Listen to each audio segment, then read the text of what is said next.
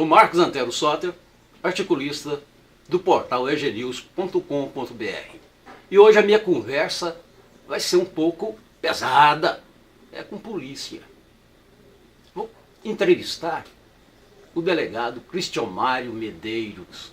Eu o conheço daqui de Brasília, quando ele era chefe de gabinete lá na Câmara Legislativa.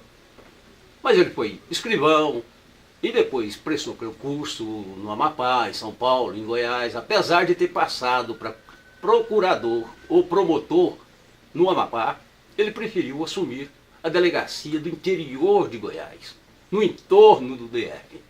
É o Cristiomaro Medeiros. Delegado Cristiomaro, muito bem-vindo ao EGNews. Prazer meu, estamos aqui à disposição.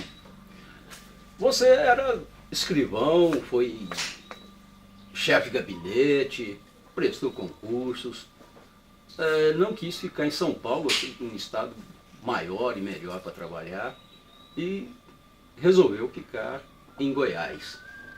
Por que isso?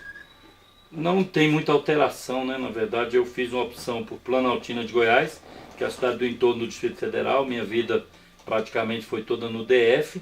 E essas cidades do entorno, elas têm uma relação muito forte com o DF. Qual a imagem que você encontrou? Qual situação que você encontrou em Planaltina? Porque em Goiás, normalmente, no entorno principalmente, há um índice de criminalidade muito grande. Qual foi o clima que você achou lá, encontrou a imagem da cidade? Então, nós tínhamos aí uma cidade com bastante criminalidade. Nós tínhamos uma cidade com muitos casos ainda em aberto, e a minha ideia era exatamente essa, ir para uma cidade que eu pudesse mostrar um trabalho. Porque nós temos a obrigação de melhorar a situação das pessoas, essa é a obrigação da polícia. E na cidade de Planaltina nós conseguimos, nesse um ano que a gente está atuando na delegacia de polícia, reduzir a criminalidade na cidade. Já temos alguns resultados para mostrar. Qual foi o trabalho que mais deu divulgação para você? Teve dois trabalhos que teve bastante divulgação. Nós prendemos bastante gente lá. Hoje nós tivemos a prisão, recentemente foi a prisão de um agente prisional que facilitou uma fuga. Mas servidor público? Um servidor público, mais temporário, que prestava serviço como carcereiro na cadeia pública da cidade, facilitou a fuga de presos. E essa matéria e essa prisão teve uma repercussão nacional. Tivemos aí em Bom Dia Brasil, tivemos aí no Cidade Alerta, da Rede Record, tivemos várias emissoras de televisão, tanto nacional como local, no DF em Goiás. Essa foi, sem dúvida nenhuma, o trabalho, vamos dizer assim, que mais teve evidência, porque você tinha imagens desse agente prisional liberando o preso. Isso teve bastante força, né, para a imprensa. Voltando ao início da nossa conversa, eu perguntei para você a imagem e qual era a situação. Qual era o índice de criminalidade naquela época que você entrou, um ano atrás, certo? Nós tivemos em 2013, como exemplo, no crime de homicídio, nós tivemos 86 homicídios na cidade. Em 2014, com o trabalho que nós já desenvolvemos, nós conseguimos reduzir isso para próximo a 60. E neste ano, no primeiro trimestre, que no ano passado, mesmo em 2014, houve um acréscimo de homicídios, nós temos uma meta de 16 homicídios, estamos em 10. Nós estamos há quase um mês sem homicídio na cidade. Esse é o trabalho de rua. Sim, o trabalho ostensivo, mas também o trabalho de investigação. Porque o que acontece? Se você investiga os crimes antigos, aqueles criminosos que fizeram algum caso antigamente, eles começam a ter receio, porque eles sabem que não vai ficar impune. O que há? Se a Polícia Civil trabalha investigando, os bandidos começam a ter receio. E aí isso é importante para evitar novos crimes. Além disso, tem o trabalho que a Polícia Militar faz hoje, que a gente tem que parabenizar a polícia. Isso que eu ia te perguntar. Pela presença, de vocês. Exatamente, nós temos uma parceria muito forte hoje com a PM e a gente tem uma presença maior hoje da Polícia Militar nas ruas da cidade, que acabam também gerando essa diminuição na criminalidade. Porque sem dúvida nenhuma, polícia na rua, peba no buraco. Então quer dizer, o peba, que é o nome popular que se dá ao bandido, ele tem que ficar escondido. Coitado mesmo, né? Porque vem de tatu peba, então o peba tem que ficar escondido e o trabalhador precisa ter liberdade de andar na rua tranquilamente, sem ser molestado, sem ser furtado, sem ser roubado, sem ser vítima de nenhum crime. Quando você chegou lá, tinha quantos inquéritos a serem investigados? Nós temos mais de 1000 inquéritos de passivo. Hoje houve uma diminuição em pelo menos 30% desse número. Nós conseguimos relatar muitos casos antigos. Tem gente sendo julgado hoje por homicídio que aconteceu em 2003, 2004, 2005. A nossa estrutura, em que pese ter melhorado, aumentado, ainda não é suficiente para resolver todos os casos tão rapidamente como nós gostaríamos.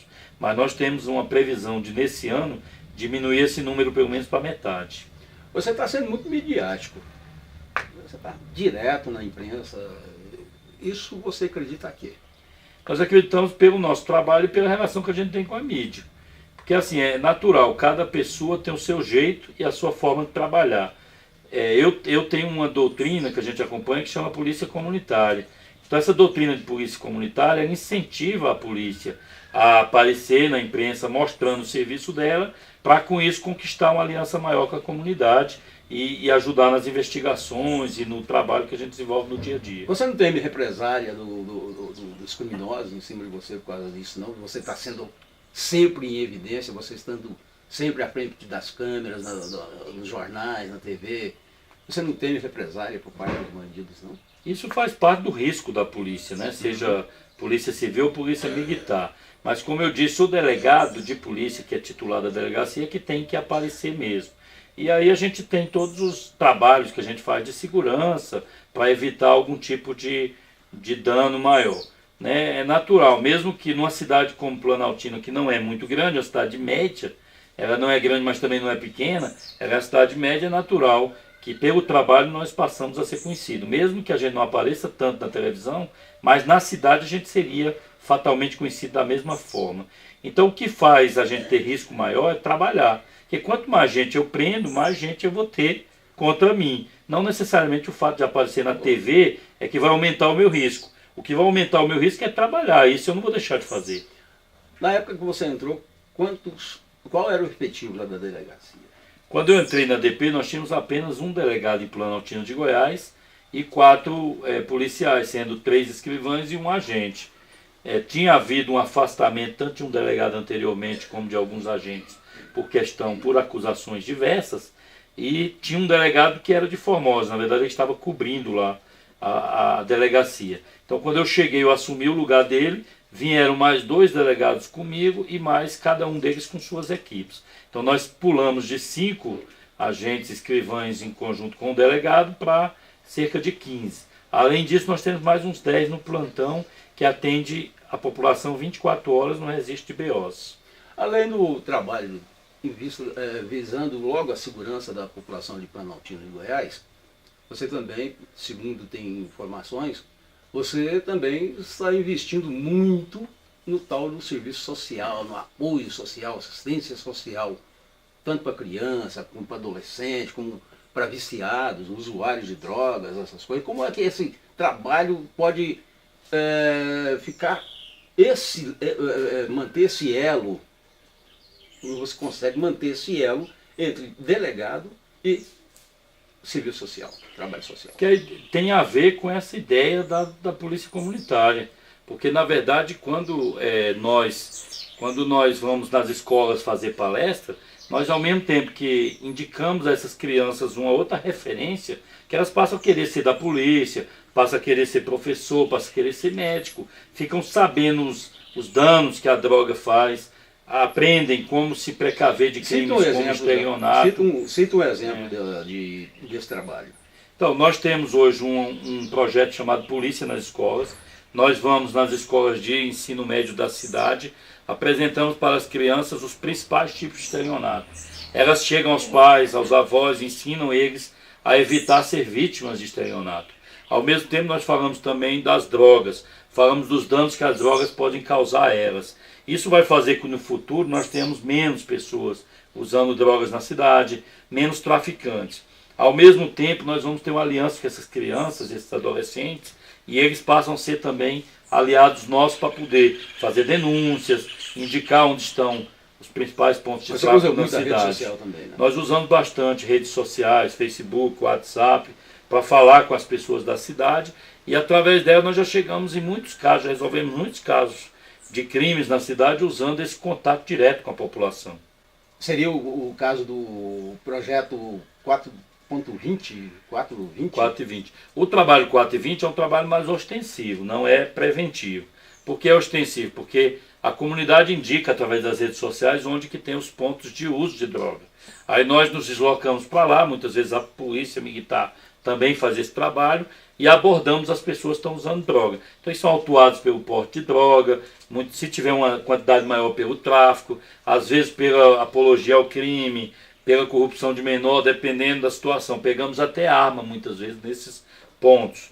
Com esse trabalho, nós já fazemos ele há cerca de 4 meses, nós conseguimos reduzir o número de usuários de droga em pontos públicos da cidade. Porque antes as praças da cidade, ginásios, escolas eram ocupadas por usuários de droga. Então nós temos falado o seguinte, na verdade é mais uma questão de saúde muitas vezes do que de polícia. Mas o usuário de droga precisa respeitar as pessoas. Véio. Não dá para ficar fumando maconha no meio da rua como se isso fosse normal.